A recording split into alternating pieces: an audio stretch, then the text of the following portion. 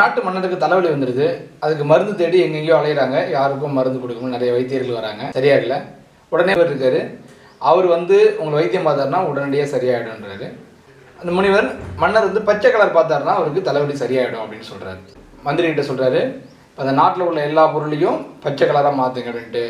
நாடு ஃபுல்லாகவே பச்சை கலர்னா, அரண்மனைக்கு ஃபுல்லாக பச்சை கலர், எல்லார் வீடும் பச்சை கலர், மாற்ற மக்கள் எல்லாமே பச்சை கலர் சட்டை போட்டுக்கணும், இப்படியா மாற்றி வச்சுட்டாரு. கொஞ்சம் நாட்கள் கழித்து முனிவர் மன்னர் பக்கம் வராரு. அவர் அரண்மனைக்குள்ளே விட மாட்டுறாங்க. பக்கெட்டில் ஒரு பச்சை கலர் சாயம் வச்சுருக்காங்க. அதை ஊற்றிக்கிட்டு தான் நீங்கள் உள்ளே போகணுன்னு சொல்கிறாரு.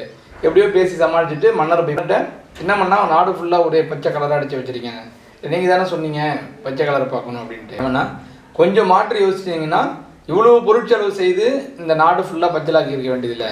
நீங்கள் ஒரே ஒரு பச்சை கலர் கண்ணாடி போட்டிருந்தீங்கன்னா நீங்கள் பார்க்குற பொருட்கள் எல்லாமே பச்சைலாக இருந்திருக்கும். உங்களுடைய சிந்தனையை வந்து மாற்றி யோசிக்கணும். ஒரே மாதிரியாக யோசிச்சுட்டு இருக்கக்கூடாது.